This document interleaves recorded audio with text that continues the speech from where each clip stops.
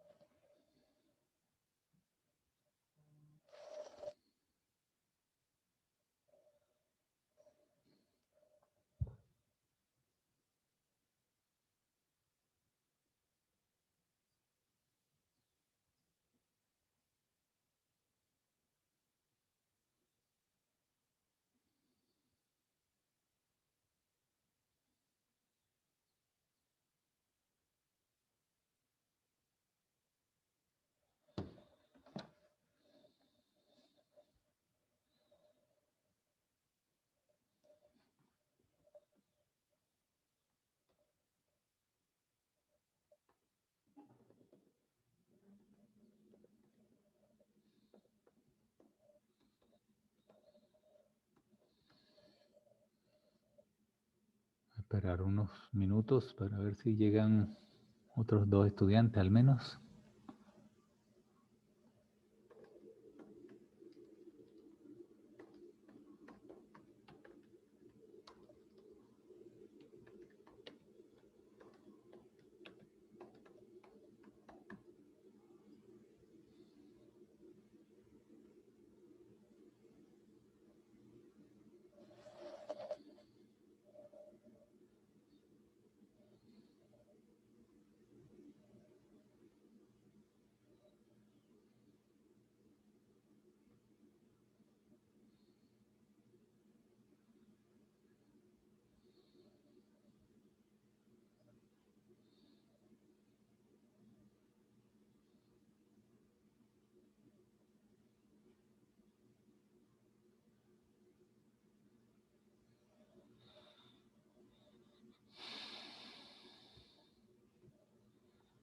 A ver si envío un documento por aquí.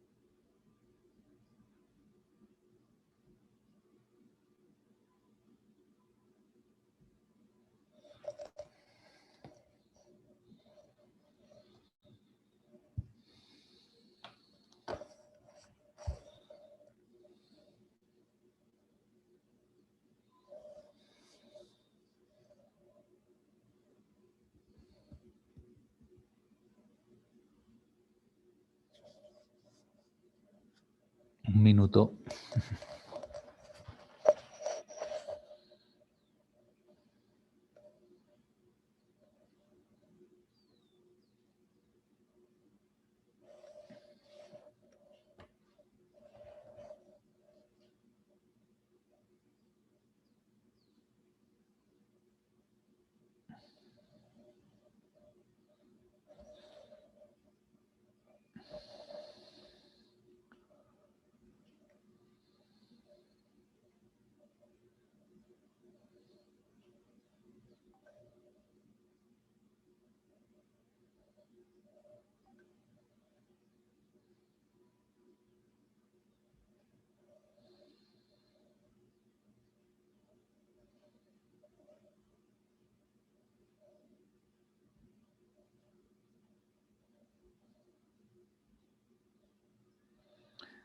Bien, vamos a empezar.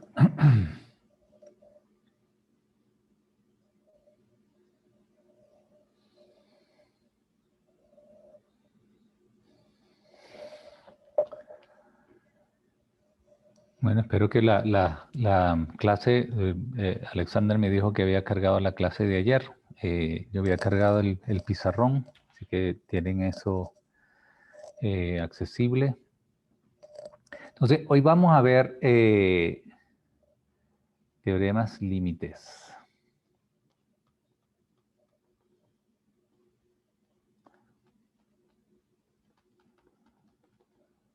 ¿Alguno de ustedes había visto algo de esto anteriormente?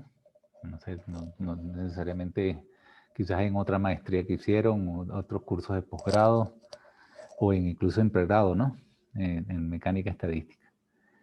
Entonces, el teorema límite se trata sobre precisamente cómo, nosotros vimos la clase pasada, cómo las distribuciones, cuando yo tomo funciones de distribución, cómo se modifican las distribuciones de probabilidad. Aquí vamos a ver una forma muy sencilla de funcionalidad, que es precisamente, ahora imagínense que defino como S sub n, una sumatoria de variables aleatorias.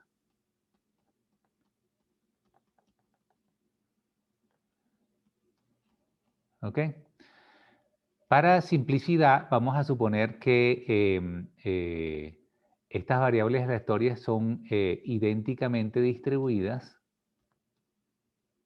en las afirmaciones que hicimos la clase pasada, no necesariamente ser el caso, ¿no? Pero vamos a suponer en este caso que son idénticamente distribuidas y independientes.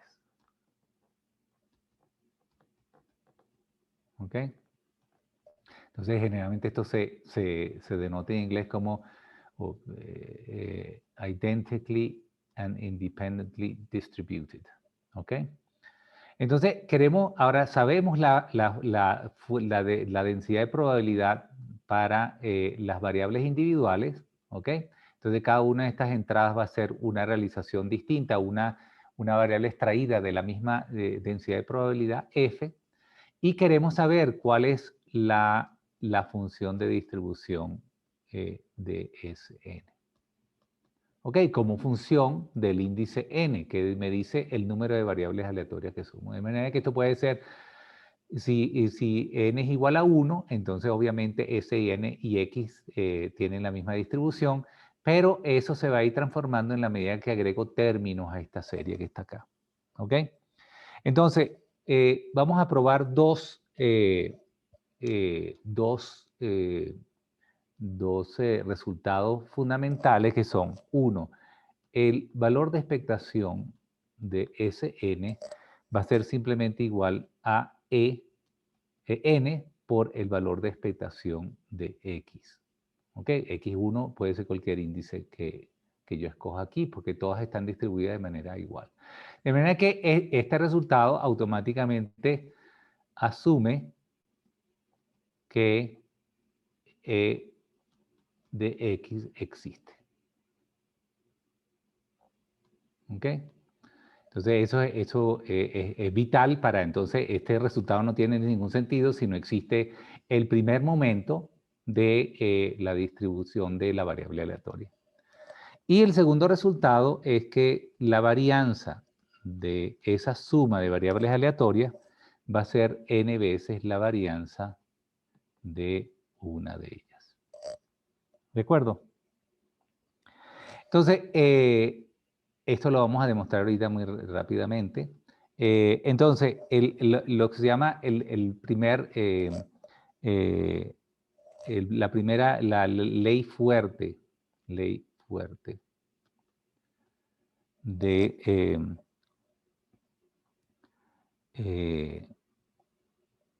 del límite central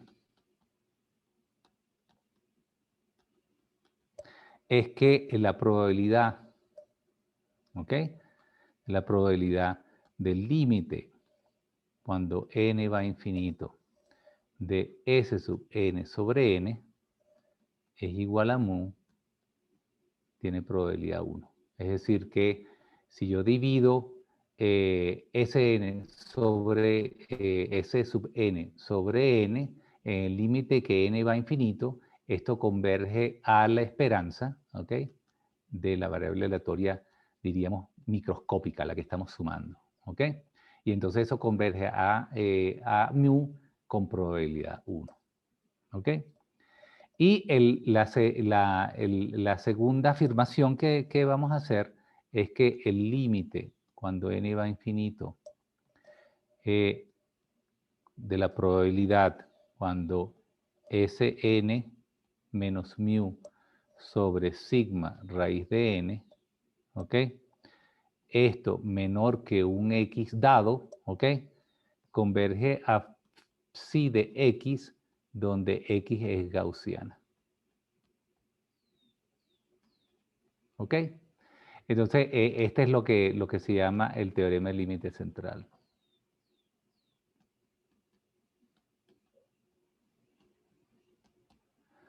¿De acuerdo? Entonces, esto es un resultado sorprendente, siempre me ha sorprendido y de hecho yo he trabajado, digamos, en estas cosas en investigación, específicamente en sistemas desordenados, medios porosos y ese tipo de cosas, en teoría.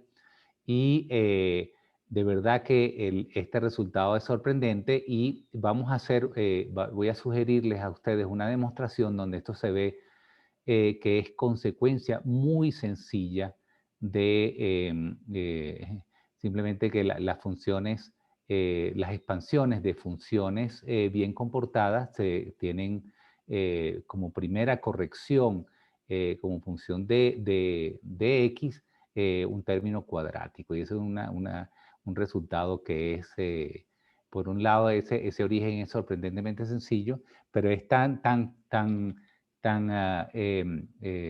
de la misma naturaleza que, por ejemplo, cualquier mínimo de una función es cuadrático, ¿ok?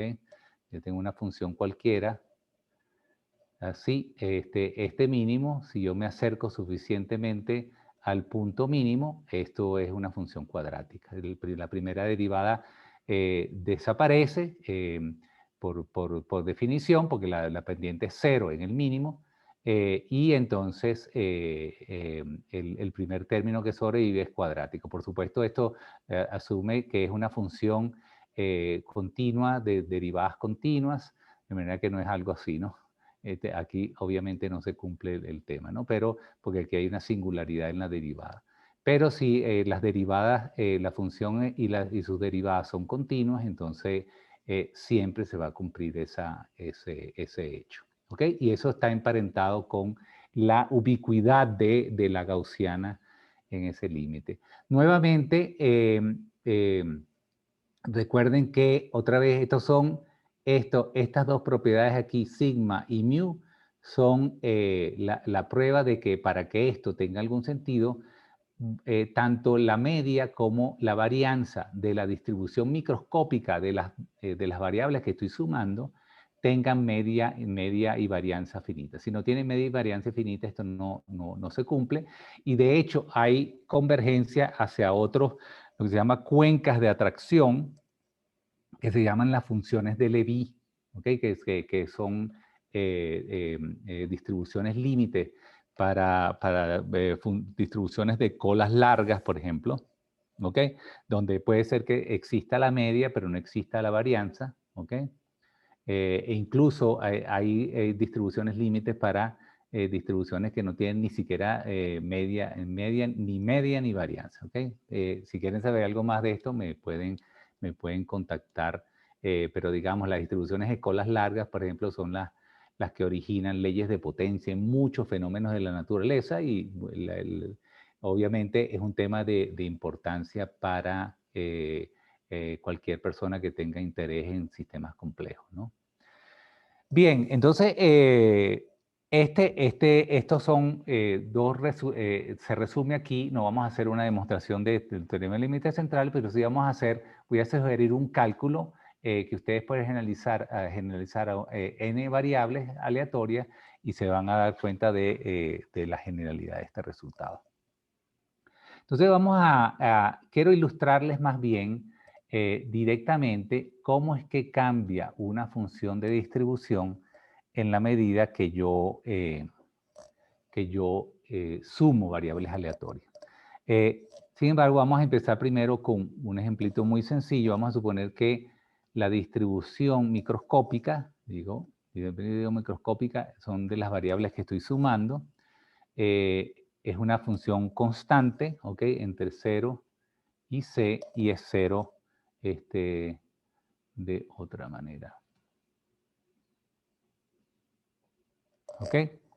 Entonces, si yo quiero ahora una nueva variable aleatoria, que es la suma de dos variables aleatorias extraídas de la misma distribución, ¿ok? Entonces voy a tener entonces P de Y. Y vamos a ver cómo podemos calcular este P de Y. ¿Ok? Sin embargo, vamos directamente a cuál es la esperanza de Y. Obviamente que la esperanza de Y va a ser la suma de las esperanzas de las dos variables aleatorias. Esta es la suma la suma de las dos esperanzas. ¿Ok? Si están idénticamente distribuidas, entonces no importa el índice ahí. Esto me da entonces 2 veces, ¿ok? La esperanza de una de las variables. ¿De acuerdo? Entonces, esto es consistente con, obvio, este resultado de que la esperanza de la suma es simplemente n veces la esperanza de una variable aleatoria. ¿Ok? Y la varianza, entonces, bueno, les puedo dejar indicado, simplemente esto va a ser la varianza entonces de, de x1 más x2, ¿ok? Y lo que tienen entonces que escribir ahora la varianza en términos de la esperanza, y tenemos que entonces esto va a ser la esperanza de x1 más x2 al cuadrado menos la esperanza al cuadrado de x1 más x2. Ok, entonces expandan esto y comprueben efectivamente, y este quizás les puede resultar un resultar paradójico, ¿no? Porque la varianza es función cuadrática de la variable aleatoria y sin embargo sigue siendo lineal aquí. Entonces esto lo dejo aquí como uno de los ejercicios. Expandan esto y dense cuenta que entonces esto va a ser igual a 2 veces la varianza también de la variable aleatoria. ¿Ok? Entonces, comprobar. ¿Ok? Precisamente, convencerse de que este resultado es cierto, entonces ya, digamos, ya sea por inducción o simplemente dándose cuenta, estableciendo el cálculo de manera más general, nos damos cuenta entonces que la esperanza de la suma de n variables aleatorias, ¿ok? Va a ser simplemente n veces la esperanza de una de ellas. ¿Ok? Y la varianza de la suma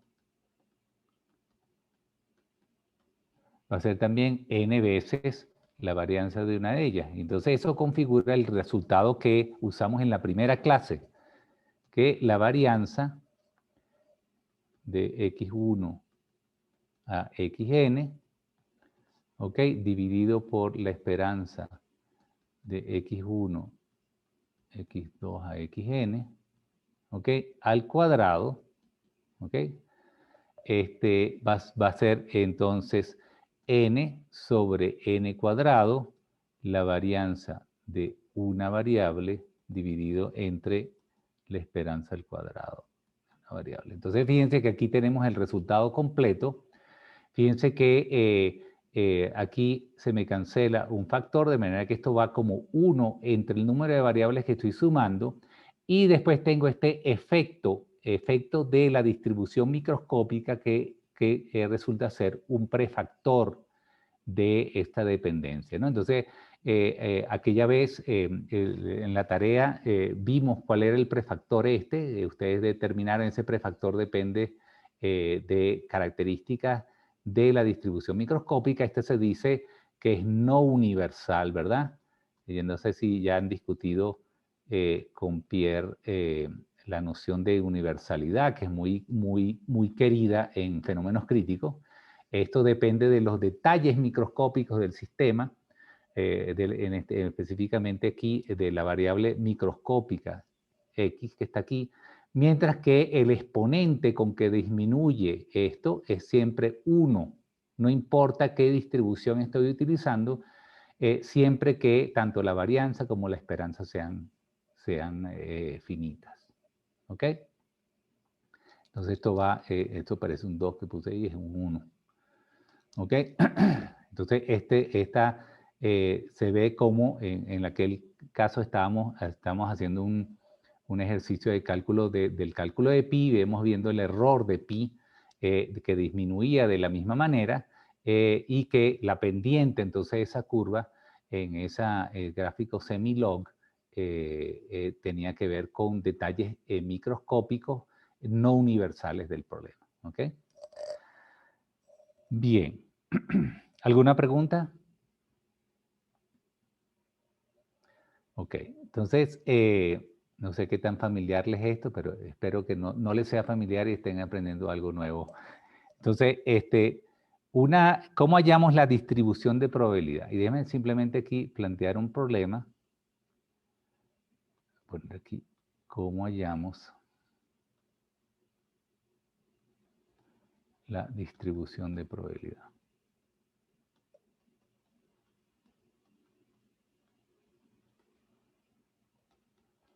Ok, entonces, si yo tengo otra vez, voy a y, es la suma de estas dos variables aleatorias, ¿verdad? Entonces, la densidad de y, ¿ok? Va a ser la integral, depende aquí del dominio, vamos a poner el dominio de todos los valores que pueda tomar, de esta distribución aquí. O supongamos que esto está en el mismo dominio de... vamos a poner aquí menos infinito, infinito. ¿Ok? Y entonces, ahora tengo la distribución de x1, la densidad de probabilidad de x1, ¿ok? Que yo puedo poner como, vamos a poner x1 aquí, y ahora la otra distribución va a ser los x2 tal que y menos x1 sea x2, integrada sobre x1. ¿Ok? Entonces se entiende ahí, voy a tomar ahora... fíjense que aquí por construcción estoy suponiendo que x1 y x2 son independientes, de manera que no uso la probabilidad, la densidad de probabilidad conjunta, sino que la probabilidad, bueno, sí la uso, pero entonces la puedo factorizar porque supuse de entrada que estas variables aleatorias eran independientes. ¿Ok? Se extraen de la misma distribución, pero digamos no dependen una de la otra. ¿De acuerdo? Entonces, esta sería la prescripción en base a las probabilidades microscópicas de cómo obtener la densidad de probabilidad macro. Entonces, un ejercicio que yo quería que hicieran era precisamente, supongamos que f de x, ¿ok? Es una densidad de probabilidad constante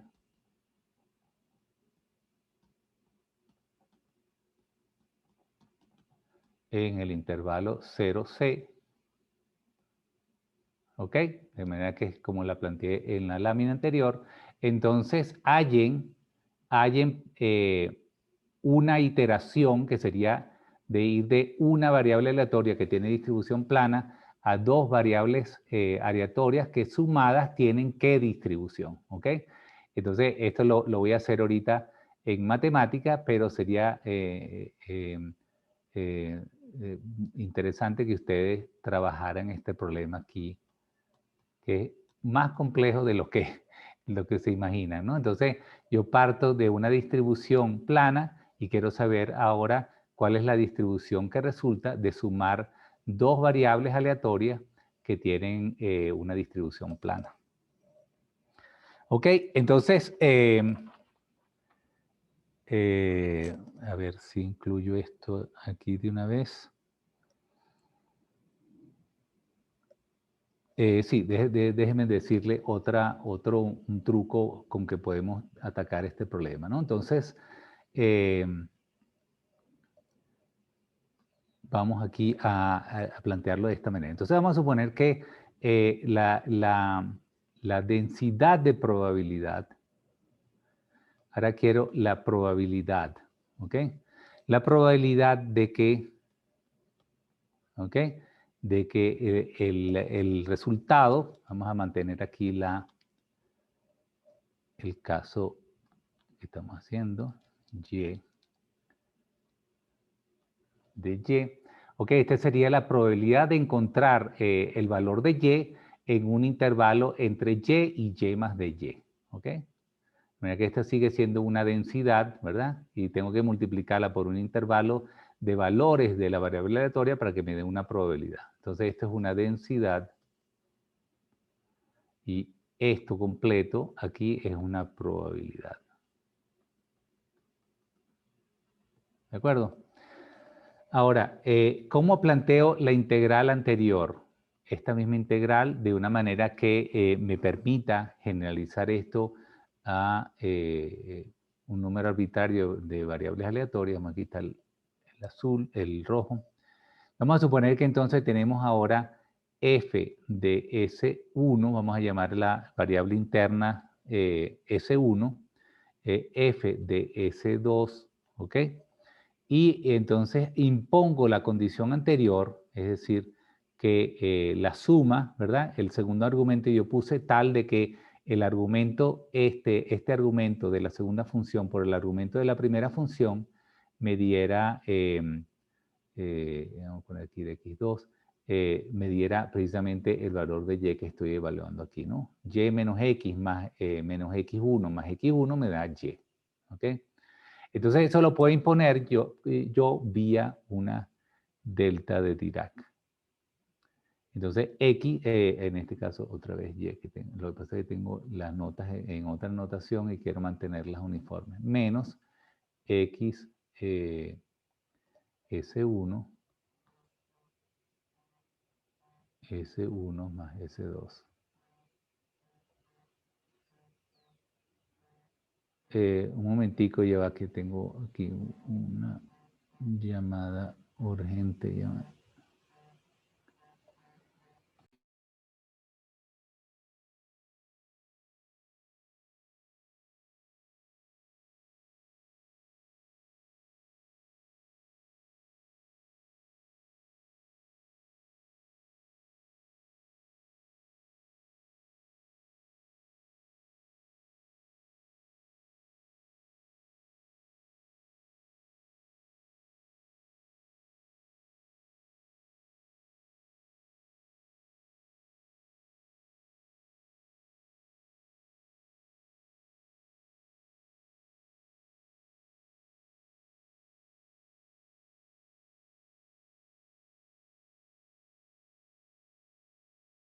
Bien, disculpen interrupción. Bien, aquí estamos de nuevo. De acuerdo, entonces este es esencialmente el mismo planteamiento que hice aquí. ¿Ok? Entonces tengo las dos variables aleatorias. Vamos a, aquí en vez de andar inventando una notación nueva, vamos a poner aquí todo en términos de la notación de la lámina anterior. Sería aquí x1, x2, x1, x2 y integro aquí sobre dx1, dx2. ¿Ok? ¿De acuerdo? Entonces, esta delta se encarga de implementar la ligadura de que la suma de las variables aleatorias sea precisamente y, el valor que estoy evaluando acá. ¿De acuerdo? Fíjense que esto es consistente a ambos lados de la ecuación. Yo integro una densidad, esto me debería dar una probabilidad y aquí de este lado tengo una probabilidad también. ¿De acuerdo? Entonces, el siguiente paso es, seguramente esto ya lo conocen ustedes y aquí les resulta útil, que yo puedo expresar la delta como como una integral también. De manera que entonces ahora puedo, valga la redundancia, integrar sus efectos a la expresión de arriba. Entonces, la expresión de la delta, y seguramente esto lo usaron en teoría de campos bastante, es e a la i k x1 más x2 menos, menos y. ¿Ok? Entonces, ahora puedo sustituir esta expresión de la delta en la expresión de arriba, ¿ok? Y me queda entonces integral menos infinito, infinito de x1 f de x2 integral de 1 sobre 2pi, saco acá, menos infinito, infinito de dk e a la i k x1 más x2 menos y. ¿De acuerdo? Entonces, bueno, entonces aquí está muy claro. Ahora yo puedo expresar aquí, saco el factor de 2pi, voy a pasar ahora la integración de k hacia afuera, ¿ok? Y entonces me quedo con y el exponencial de e a la menos i k y, ¿ok? Que es este que está aquí. Y entonces esto me queda en términos de una integral de fx1 e a la i kx1, ¿ok? Integral de menos infinito a infinito f de x2 e a la i k de x2 de x1 de x2. ¿Ok? Fíjense que estas integrales, otra vez, estoy aquí, sigo, esto ha debido ser una función, una densidad de probabilidad conjunta x1 y x2, pero como ellas son independientes, entonces lo puedo factorizar y eso me permite entonces también la simplificación de esto. Esta función aquí la puedo llamar Q, ¿ok? Fíjense que aquí x2 es una variable muda, en el sentido de que pues, varía de aquí a aquí, pero estas dos integrales dan lo mismo independientemente de que yo llame esto x1 o x2, y esto sería q también, ¿ok? Entonces, aquí yo puedo simplemente escribir esto como la integral de menos infinito a infinito de k a la menos i k y e por q al cuadrado.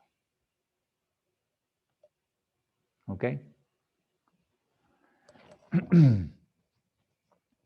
De acuerdo, entonces este es el principio que se puede usar y ahora entonces yo puedo, recuerden que Q depende de la densidad de probabilidad microscópica aquí, entonces tengo que hacer ahora calcular que esta sería la transformada de Fourier de la distribución microscópica, sacar la transformada de Fourier de su dependencia de K y hacer la segunda integral y hallar entonces cuál sería la distribución de probabilidad correspondiente. ¿Ok?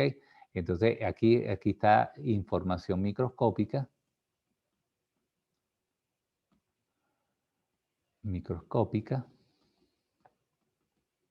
¿Ok?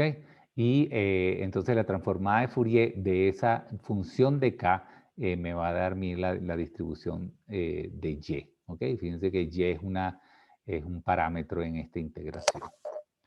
De acuerdo, entonces ustedes aquí ahora pueden usar esta expresión para introducir cualquier distribución que ustedes quieran y calcular entonces cuál sería la distribución de la composición de dos variables aleatorias. ¿Ok? Si quieren pueden intentar, por ejemplo, aquí la distribución, utilizar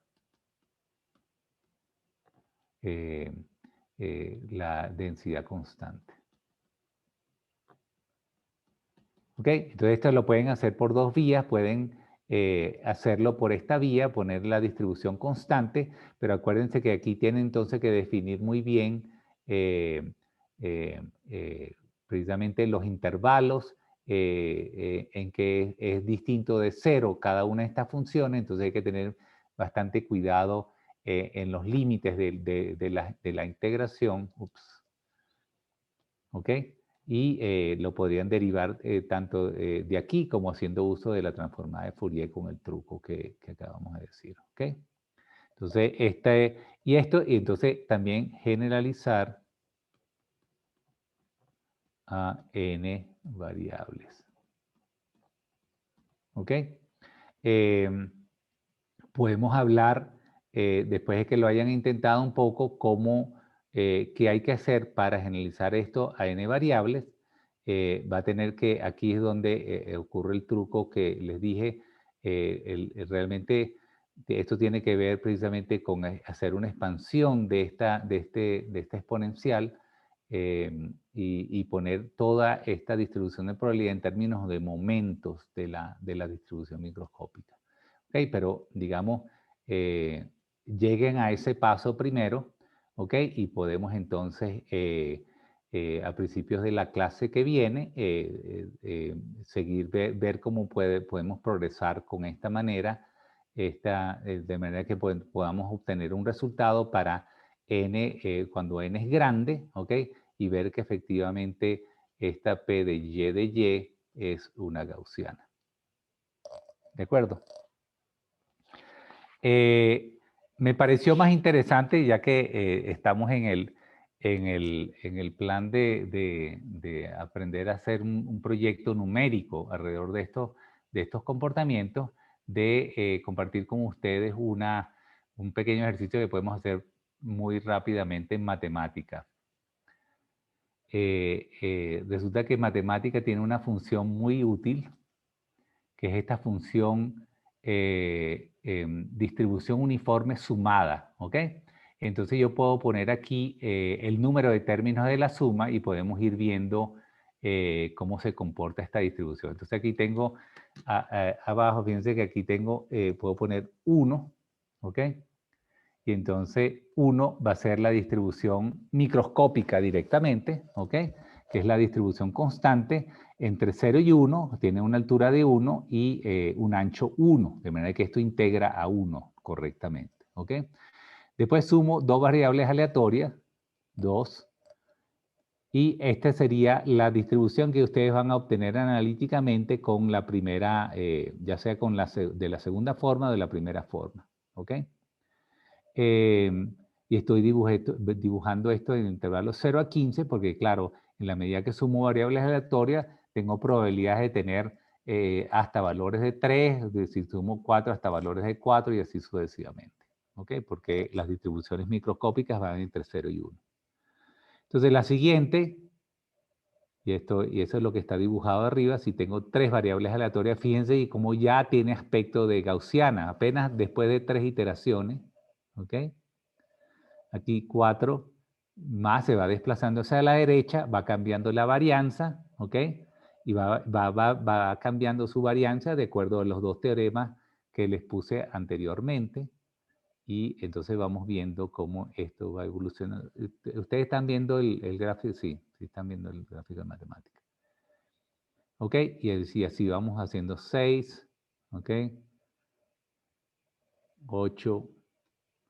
Y fíjense, entonces cada vez se parece más a una gaussiana y es el resultado de la suma de variables aleatorias que están distribuidas como una constante. Ustedes pueden decir, bueno, eso nada más pasa para una distribución constante, ¿no? Se pueden, si un ejercicio interesante es tratar de construir, ya sea con programación o en el contexto de un software de manipulación algebraica como este, de construirse una función que sume las variables aleatorias y determine la distribución.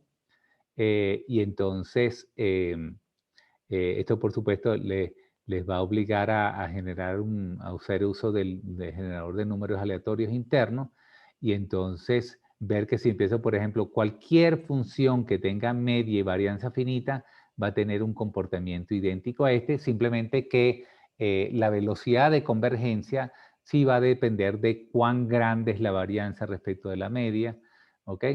Entonces vamos a tener distintos prefactores de convergencia, pero siempre la convergencia va a ir como n. Entonces comprueben, esto es un buen ejercicio, si tienen acceso a matemáticas, o tengo entendido que Júpiter también podría hacer este tipo de cálculo, ver que efectivamente esta distribución, la relación entre la varianza y la media va a evolucionar, es decir, la varianza sobre la media al cuadrado, de manera que esto converge el resultado, esta distribución se va haciendo efectivamente más estrecha y menos fluctuante relativamente a la media, ¿ok? Y este es precisamente el mecanismo por el cual, y esto es, digamos, de una generalidad sorprendente, el mecanismo por el cual yo parto de un sistema que tiene 10 a la 23 de grados de libertad y la confabulación de esos grados de libertad para dan por ejemplo, un valor muy bien definido de presión en un gas, y yo ya no tengo que echar mano 10 a la 23 grados de libertad, sino que puedo definir mi sistema en términos de presión, volumen, temperatura, potencial químico, etcétera, unas pocas variables termodinámicas. ¿Ok? Entonces, eso es un resultado extremadamente importante en la mecánica estadística. ¿Ok? Y como les dije, hay otras distribuciones límites también, de manera que cuando yo tengo distribuciones de colas largas que llaman, cuya varianza diverge, digamos, tienen fluctuaciones muy grandes, ¿ok? Entonces tengo otros teoremas límites también que aplican en esa situación. Bien, volvamos aquí a la pizarra. Entonces, el ejercicio utilicen densidad constante, y el otro ejercicio que es interesante, que es sencillo hacer, incluso más fácil que este, es cuando yo tengo una distribución como el de un caminante aleatorio, ¿ok? Entonces, la probabilidad la puedo escribir como una probabilidad, la probabilidad P de X la puedo escribir como una cierta probabilidad de dar un paso a la derecha y otro cierta probabilidad de dar un paso a la izquierda, ¿ok? Esta es la longitud del paso, ¿ok? Y entonces ahora pueden usar esto como probabilidad microscópica.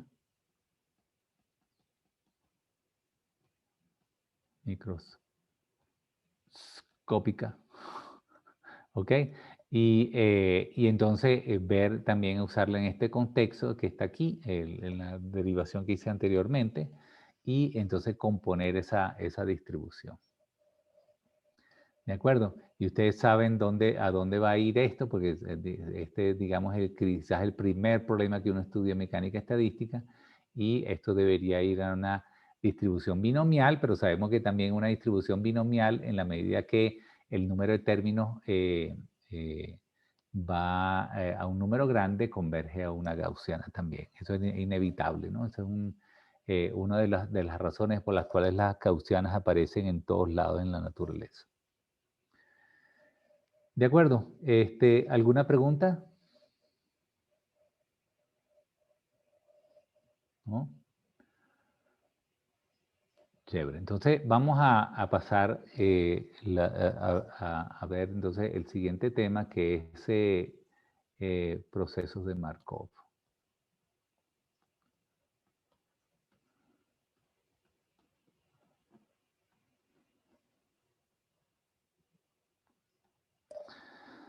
De acuerdo. Entonces, un proceso de Markov es un proceso estocástico cuyos futuros son condicionalmente dependientes solamente del presente y no de tiempos anteriores al presente. ¿Ok? Proceso estocástico condicional, cuyo futuro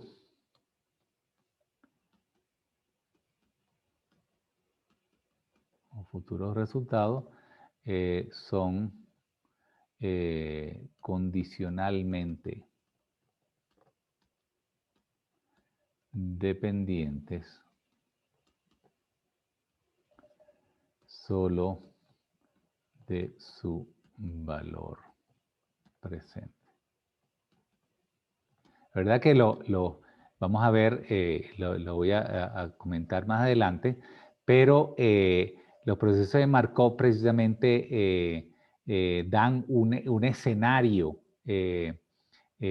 para precisamente que los sistemas físicos se lleguen al equilibrio, ¿no? Que es uno de los grandes misterios de la mecánica estadística, cómo un sistema llega al equilibrio y olvida las condiciones iniciales, siendo que las ecuaciones de movimiento, tanto de la clásica como de la cuántica, son en principio reversibles temporales.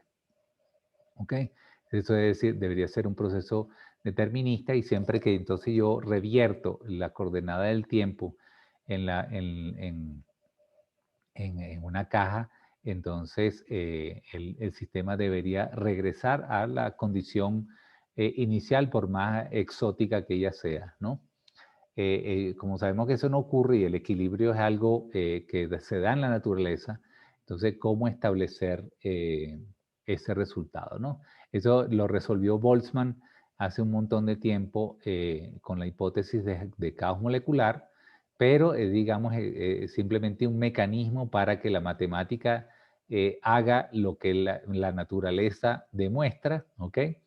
Pero cómo ese mecanismo se implementa, digamos, los detalles de ese mecanismo, más allá de un ansatz, ¿ok? Es algo que todavía es un problema abierto en la mecánica estadística. Ok, entonces, para definirlo un poco formalmente, ¿no? Un proceso estocástico,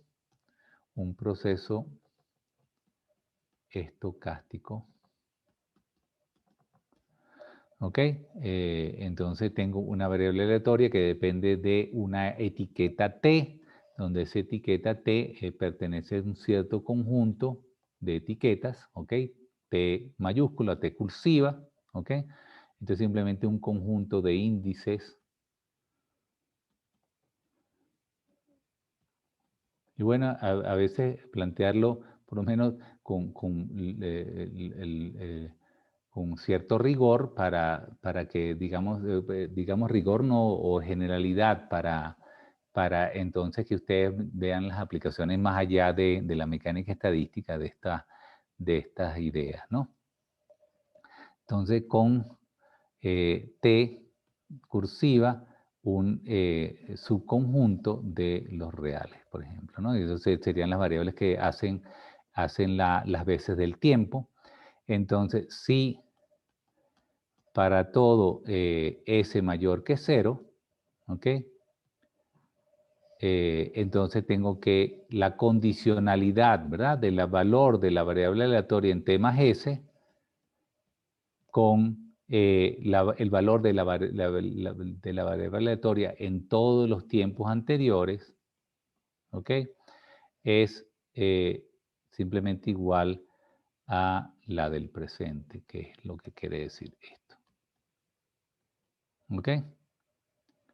Esto quiere decir que entonces los procesos descritos por procesos o cadenas de Markov solamente dependen del presente para generar la variable aleatoria futuro y toda la memoria de los tiempos anteriores desaparece.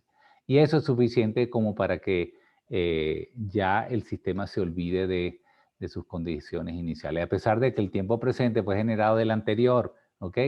Y ese anterior fue generado del anterior, esta suposición ya es suficiente para que el sistema olvide las condiciones iniciales, ¿no? De manera que es un modelo muy interesante para la mecánica estadística, ¿no? Entonces, cuando estos T cursivas sean discretos, ¿ok? T discretos, entonces se dice que es una cadena de Markov, ¿ok? Y tau continuos se llaman entonces procesos de saltos o saltos de Markov.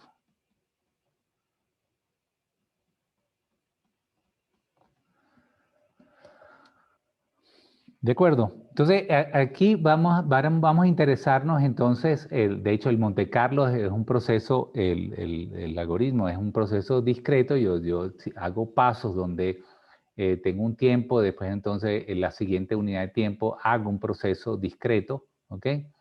Entonces está compuesto de procesos discretos, entonces nos vamos a enfocar sobre cadenas de Markov. Aquí vamos a ver un poco cómo sus conocimientos de problemas de autovalores se pueden generalizar también a matrices no cuadradas, de manera por procesos generales donde relaciono distintos números de variables aleatorias en distintos tiempos, ¿ok? Y cómo el análisis de autovectores y autovalores nos va a servir para determinar estas situaciones límites de estos procesos, ¿ok? Entonces, sea la cadena de Markov X, ¿ok? Que es una sucesión de variables aleatorias con el tiempo perteneciente a los naturales, ¿ok? Los números naturales, y tenemos un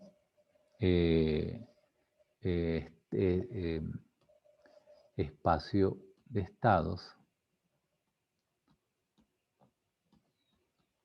contable, que es discreto, contable, ¿ok?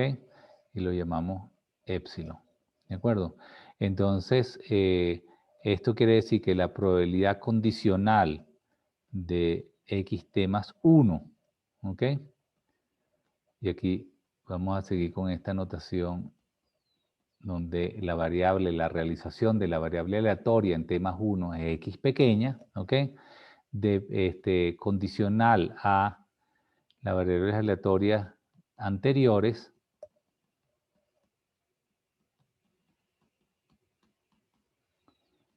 ¿ok? Es igual a solamente la dependencia del valor actual.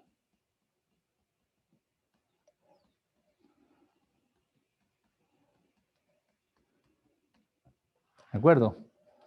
Entonces, entonces, esto definiría lo que es un proceso de Markov, una dependencia solamente del valor actual y no de los anteriores tiempos.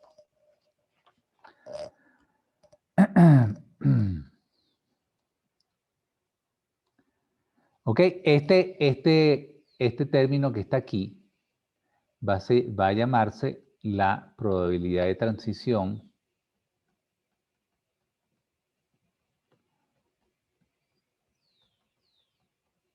¿ok? Y esa probabilidad, la probabilidad de transición,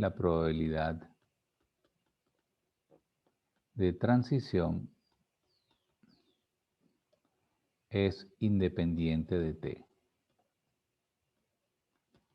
Esto es por supuesto, una simplificación, de parte también caracteriza al proceso de Markov, ¿ok?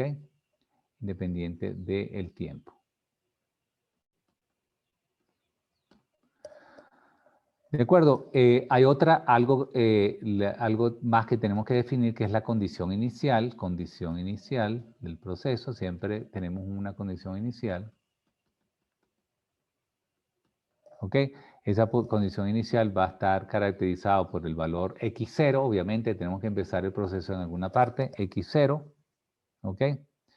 Y dado x0 y la probabilidad de transición,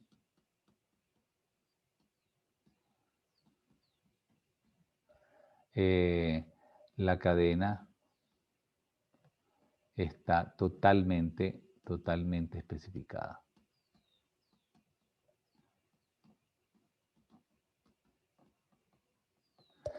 ¿De acuerdo? Ok, entonces fíjense las implicaciones de esta dependencia. Simplemente vamos a escribir aquí lo que sabemos que es verdad para, y déjenme no escribirlo en el formato engorroso anterior, pongamos la probabilidad conjunta de tener un cierto conjunto de una realización de estas variables aleatorias, ¿ok? Y fíjense que aquí está la cadena temporal de esas variables, entonces la probabilidad que se dé esta sucesión de variables aleatorias, según los teoremas que vimos al principio, va a ser la probabilidad de que tenga el valor inicial, ¿ok? Que si es el estado inicial, entonces sería 1. Después, entonces, dado que obtuve ese valor inicial, obtenga x1, ¿ok? Y después, entonces, esto va multiplicado por dado que ocurrió x1 y x0, ¿ok? Ocurre x2 y así sucesivamente, ¿verdad? Hasta que esto es la probabilidad de que ocurra xt, ¿ok? Dado que ocurrió x0 hasta xt menos 1. Aquí lo estaba poniendo al revés ya. Xt menos 1, x0. ¿Ok? Esta sería la identidad que vimos anteriormente de las probabilidades condicionales para construir una probabilidad conjunta. ¿Ok? Y ya sabemos que esto entonces, estas probabilidades condicionales, desde el punto de vista de Markov, simplemente sería lo siguiente. Entonces sería igual si aplica Markov, entonces esto sería P de x0 por P de x1 dado que es x0, ¿ok? Por P de x2 dado que es x1 anterior, ¿ok? Y así sucesivamente está P de t dado que ocurrió t menos 1. ¿De acuerdo? Entonces, esta sería la simplificación que tiene la expresión anterior, ¿ok? Por la suposición de Markov. Ok, entonces uno tiene ahora un conjunto, ¿verdad? Supone el espacio de estados, ¿ok? Lo puedo denotar aquí 1, 2, 3, 4, 5, ¿verdad? Entonces yo tengo ahora transiciones, ¿de acuerdo? De acuerdo que cualquiera de estas es la matriz de transición, que está aquí, en la matriz, o aquí simplemente la probabilidad de transición, y entonces esto me va a decir a mí qué pasa cuando tengo dado una variable, cuál es la siguiente variable, ¿ok? Entonces, si estos son los posibles resultados este sería el espacio de eventos epsilon, ¿ok? Entonces yo puedo tener ahora transiciones de 1 a 2, ¿ok? Transiciones de 2 a 4, transiciones de 1 a 1, porque digamos eso puede ocurrir también. Estos son simplemente realizaciones, pero esto está etiquetado por el tiempo, pero este tiempo puede ser que él haga transición de él a sí mismo, ¿ok? Cada uno de estos pueden tener esa probabilidad, ¿ok? Y entonces formar lazos y todo tipo de cosas, ¿no? Y un poquito más adelante vamos a clasificar este tipo de procesos, ¿ok? Y entonces vamos a ver que pueden haber, para distintos modelos, pueden haber situaciones donde hay ciertos estados que absorben, otros que emiten, ¿ok? y cómo, entonces, a qué distribución de probabilidad converge eso cuando tengo ese tipo de situaciones, ¿no? Vamos a representar esa matriz. Ahora esto se puede generalizar una matriz. Fíjense que estas van a ser las transiciones entre los distintos elementos del espacio de estados. Y entonces vamos a tener ahora una probabilidad de transición, dependiendo de entre qué estados voy a tener yo, ¿ok? Fíjense que la transición entre cualesquiera dos estados va a ser constante, ¿verdad? La de 0, 0 va a ser un valor, la de 0,1 va a ser otro valor constante en el tiempo, la de 0,2 y así sucesivamente. Entonces, eso configura la matriz. Después, entonces, va a tener la de 1 a 0. Generalmente lo hago de 0 a 1, este es de 1 a 0, ¿ok? 1 a 1 y así sucesivamente. Entonces, debe tener una matriz de transición, ¿ok? Matriz de transición.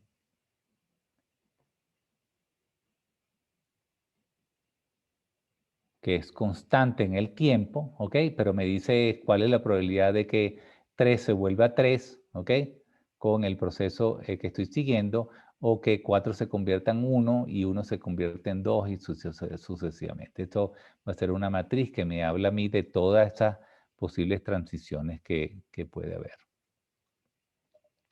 De acuerdo, entonces vamos a hacer una realización particular de este problema. Entonces vamos a hablar del caminante aleatorio. Y con esto vamos a definir entonces ahora un vectores de probabilidad que me van a decir precisamente, me van a permitir calcular por esta vía las distribuciones límites de entonces un proceso discreto, un proceso de Markov. ¿Ok? Entonces, y caminante aleatorio es un problema muy familiar para entender esto. Entonces, dado P, ¿ok? Pertenece a un intervalo 0, 1, ¿verdad? Esta es una probabilidad, ¿ok? Y P y Q, vamos a poner aquí, ¿ok? Estos son dos valores. Los dos valores que en principio van, las dos probabilidades que van a determinar cuál es la probabilidad de un paso a la derecha o un paso a la izquierda de un caminante aleatorio. Entonces tenemos, ¿ok? Una cadena de Markov,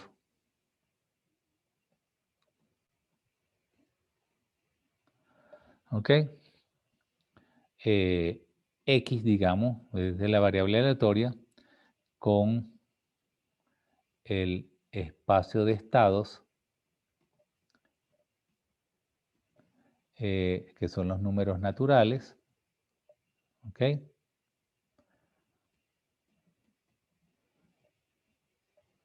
1, 2, 3, 4, 5. ¿Ok? Y la matriz de transición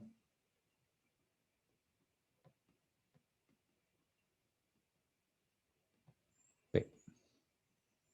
Así. ¿De acuerdo? Entonces, esa matriz de transición va a ser tal de que la transición, un caminante aleatorio, una dimensión, ¿ok? Para hacerlo más simple. Entonces, la probabilidad de transición de ir de I a I más 1, que son dos sitios de la cadena vecinos, ¿ok? Y fíjense que esto denota también un orden, voy de I a I más 1, es P, y la probabilidad de ir de I a I menos 1 es Q, ¿ok? Que son estos dos números que están entre 0 y 1, ¿ok? Y esto es para todo I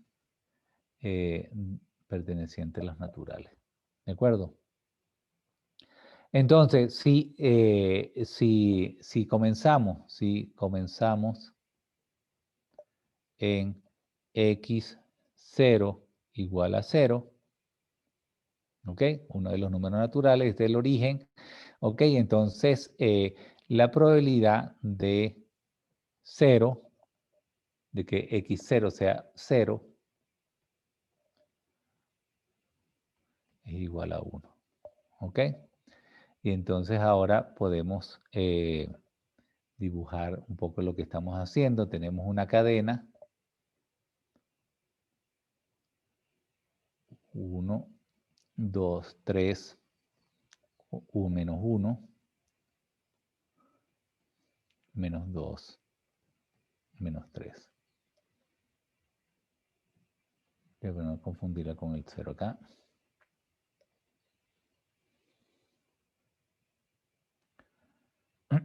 ¿De acuerdo? Entonces, la probabilidad de ir de aquí para acá sería P, la probabilidad de saltar en el sentido contrario sería Q, y aquí también otra vez sería P, ¿ok? P y así sucesivamente, y aquí sería Q. ¿De acuerdo? Bien, entonces, a ver, entonces queremos computar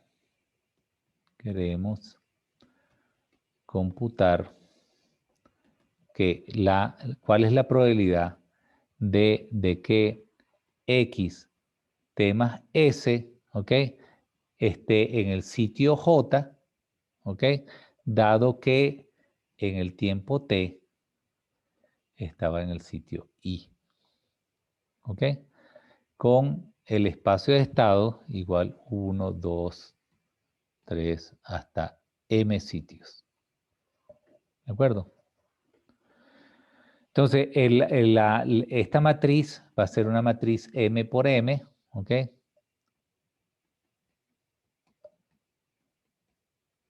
¿Ok? Y entonces, vamos a entonces ahora a describir el vector. Fíjense que aquí hay M sitios, de manera que la probabilidad de estar en cualquiera de ellos habiendo empezado en 0, depende entonces de estas matrices de transición, y al tiempo t yo puedo caracterizar esa probabilidad como lo voy a caracterizar en la notación que vamos a usar en la clase que viene, que va a ser el vector de probabilidad, ¿ok? Va a ser entonces la probabilidad de que xt, ¿ok? 1, xt 2, ¿ok? Y así sucesivamente xt igual m. Entonces fíjense que estas son las probabilidades de que la partícula esté al tiempo t. Fíjense, siempre tengo aquí el mismo índice t para todas, que al tiempo t entonces tenga una probabilidad p de x sub t igual a una cierta probabilidad para que para el sitio 1, una cierta probabilidad para el sitio 2 y así sucesivamente, ¿no? Entonces, ustedes se pueden imaginar que si estoy haciendo esto, por supuesto, el t pertenece a los naturales, tiempo discreto, yo empiezo en 0 y entonces la probabilidad que en t igual 1 la partícula esté en la posición 100 va a ser 0, ¿ok? Pero la probabilidad que esté en 1 o en menos 1 va a ser entonces un medio, ¿ok? Porque él, digamos, bueno, o no un medio, sino va a ser P, va a ser el promedio, ¿ok? Entre, dependiendo de qué valores P y Q tenga yo. Entonces va a tener una probabilidad P de estar en 1 y una probabilidad Q de estar en menos 1, ¿ok? Habiendo partido de 0. Y después, entonces, en la medida que evoluciona el tiempo, entonces vamos a tener una distribución de probabilidad que va a describir un proceso difusivo sobre la cadena. Obviamente, si estoy mirando un sitio muy lejano, a tiempos cortos, las probabilidades de esos sitios muy lejanos, que va a ser m, por ejemplo, va a empezar por ser 0. Entonces, la probabilidad se va a ir difundiendo en esta dirección. ¿Ok? Literalmente difundiendo, porque va a ser un proceso estocástico que puede ir, regresarse, ir, avanzar y regresarse. ¿Ok? Entonces, vamos a ver entonces un par de pasos en esa dirección. Entonces, obviamente voy a tener un vector en tiempo 0 que va a estar definido t por 0 en la definición anterior. Va a ser entonces las probabilidades a tiempo cero, donde sabemos que él empezó simplemente con una probabilidad en, una amplitud en cero, ¿ok? Y cero en todos los demás sitios. Entonces, ¿cómo calculamos entonces este vector d en el tiempo t en función del vector en tiempo cero? ¿Ok? Esto va a ser entonces, pi de t va a ser pi de 0 por p, la matriz de transición, elevado a la t. ¿Ok? Entonces, entonces para t igual 1, hoy voy a tener simplemente aplicar la matriz de transición al vector 0 y eso me va a dar a mí entonces el vector en tiempo 1, ¿ok? Entonces esto es literalmente 1 pi 0 p, ¿ok? Y después entonces para 2, ¿verdad? Entonces de 2 va a ser entonces pi de 0 p cuadrado, que es lo mismo que pi de 0 p1 por p, ¿ok? Y esto es pi de 1, ¿ok? Y entonces, fíjense que esto también se puede escribir como pi de i, ¿ok? Es igual a pi de i menos 1 por p. ¿Ok? Esa sería una manera iterativa de escribir esto. Ok, entonces fíjense ahora que es interesante que yo simplemente evoluciono. Acuérdense de matriz de transición, es una constante, no depende del tiempo, de manera que entonces simplemente productos de matrices me dan a mí, me evolucionan, ¿ok? Hay una evolución del estado, evolución del vector de probabilidad. Bien.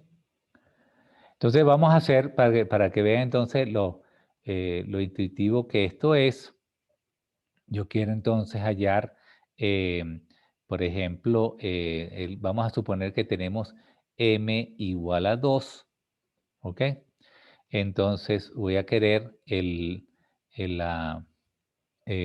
vector p de 1 igual a 1, p de x 2 igual a 2, p de 2, p de 1. ¿Ok? Estas dos probabilidades, entonces esto va a ser p de x0 igual a 1, p de x0 igual a 2, igual a 2, ¿ok?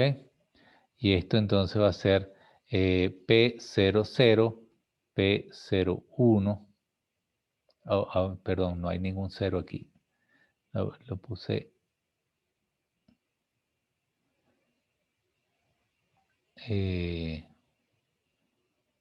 sí, pues no puse aquí, esto va a ser de restringido al espacio 1, 2, ¿no? Entonces no tengo ceros acá, en este ejemplo. Y entonces esto va a ser entonces la probabilidad de transición 1, 1, 2, 2, 1, 2 y 2, 1. ¿Ok? Entonces el producto de estas dos matrices, ¿ok?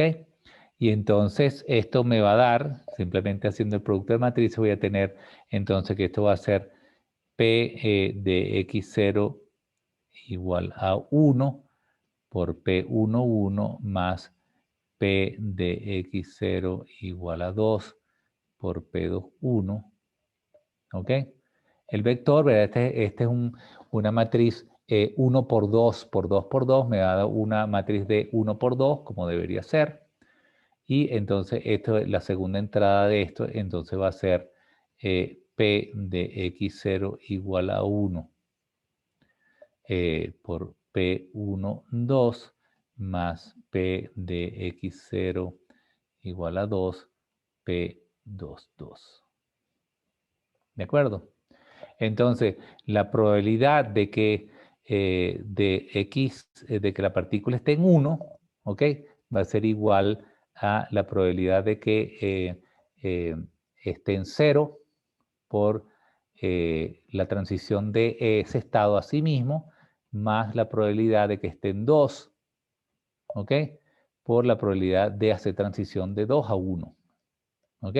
Fíjense entonces qué interesante eso.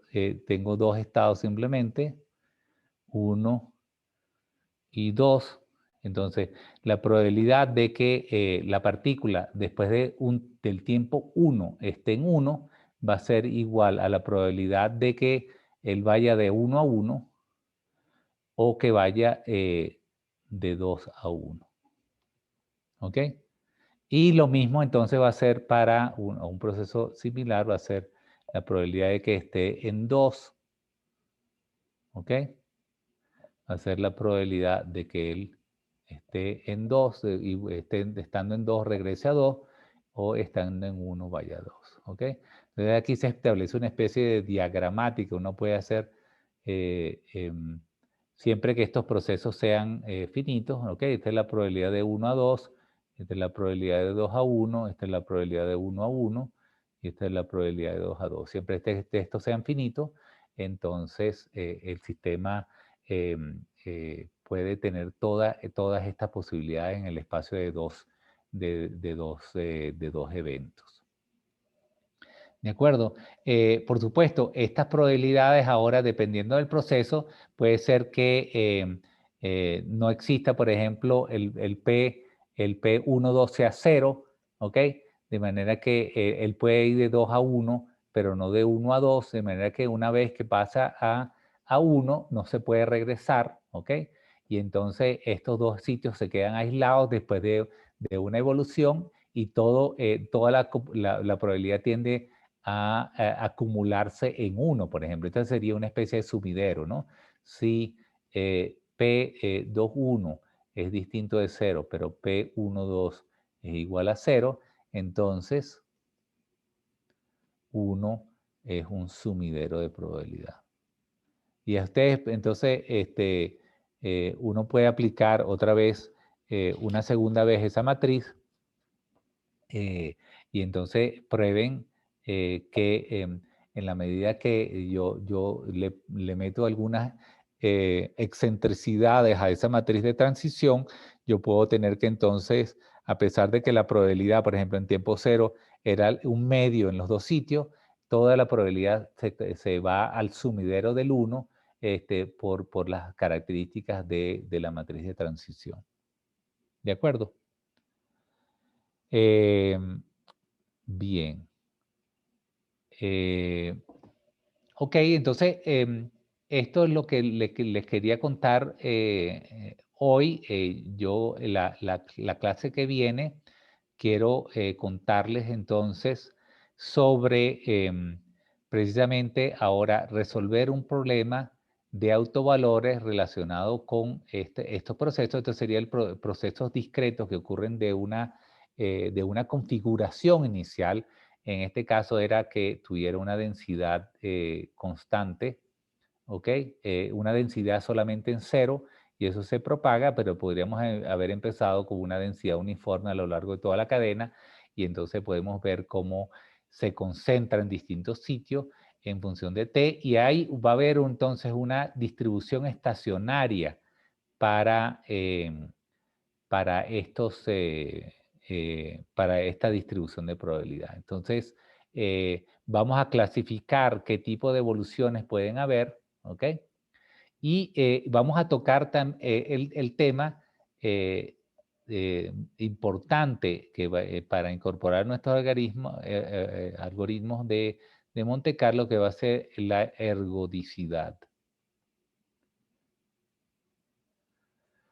Ok, la ergodicidad me dice precisamente que, y es muy importante a la hora de simular un sistema magnético, por ejemplo, es que el algoritmo que yo implemente me va a permitir explorar, ¿ok?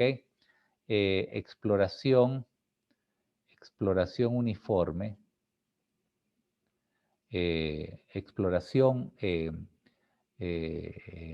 uniforme, bueno, no va a ser en el caso térmico, pero de los estados. ¿Ok? del espacio, del espacio epsilon. Es decir, que precisamente a pesar de que en modelos particulares yo puedo tener situaciones como sumideros y fuentes en mi sistema, yo quiero, por ejemplo, que yo pueda conectar distintas configuraciones para que el sistema pueda evolucionar hacia una situación de equilibrio. Si esta exploración no ocurre, hay sectores que están aislados en el espacio de estado y que, digamos, son cerrados sobre sí mismos, ¿ok? No se conectan con los demás estados, entonces voy a tener comportamientos extraños en mi magnetización y no voy a representar fielmente el sistema físico, ¿no? Si el sistema físico resulta tener esos comportamientos, por ejemplo, esto podría ser podría ocurrir en reacciones químicas que proceden en una dirección o que son una sucesión de reacciones químicas, como el problema que va a tratar una de los estudiantes del curso. Entonces sí tengo ciertas reglas que me van a producir ciertos estados entonces muy particulares de mi cadena. De acuerdo. Entonces, muy bien. ¿Hay alguna pregunta? Profe, ¿esa matriz de transición sería lo mismo que la matriz de densidad que uno ve como en mecánica estadística? No, ¿No? no. La matriz densidad representa, tiene ciertas similitudes, ¿no? Pero fíjate que la matriz densidad tiene que ver con el estado del sistema y no con cómo yo llego ahí, ¿ok? Entonces, más bien, esta matriz de transición tendría que ver con un operador de evolución en mecánica cuántica. Y el vector de probabilidades tendría más similitud con la matriz de densidad. ¿Cierto? Que la matriz de densidad sería un producto por ejemplo, podríamos construir una matriz de densidad con los vectores de probabilidad multiplicando el vector columna por el vector fila, ¿no? Entonces, si multiplicas, vamos a llamar esta traspuesta pi, esto sería el análogo a la matriz densidad, que describe el estado, ¿no? Fíjate que este vector describe el estado, mientras que la matriz de transición es como un operador de evolución, ¿ok? Entonces sería el análogo a E a la IHT, ¿ok? Donde H es el operador el operador hamiltoniano. Ok, profe, gracias. Perfecto. ¿Alguna otra pregunta? Bueno, chévere. Entonces, aborden los ejercicios que les hice aquí. Yo creo que lo van a encontrar bastante divertidos. Espero, yo no tengo familiaridad con el Júpiter, pero creo que pueden, por ejemplo, hacer estas evoluciones, las evoluciones de las distribuciones de probabilidad y convénzanse ahí de que por más exóticas que sean las distribuciones, si tienen media y varianza, esas van a evolucionar hacia una gaussiana, ¿no? Y entonces experimenten con esta regla que les puse aquí, que les da una manera específica de calcular. Ahora yo aquí puedo introducir las distribuciones de probabilidad microscópica y calcularlas después de 2 variables, 3 variables y así sucesivamente, ¿no? Con esta distribución que está aquí específicamente, se puede hacer de manera muy sencilla, ¿no? Entonces, anoten eso como ejercicio para... ya no sería para el martes, sino pongamos para el viernes, para entregar el viernes, ¿ok? Bueno, muy bien. Entonces, dejémoslo por aquí y nos vemos de nuevo el lunes. ¿De acuerdo? Entonces yo pongo estas clases en el GitLab y para que ustedes puedan estudiar. Bueno, entonces, chévere. Entonces, buen fin de semana y nos vemos la semana que viene. Bueno, profe, gracias. Eso, hasta luego. Profe. Chao a todos. Chao.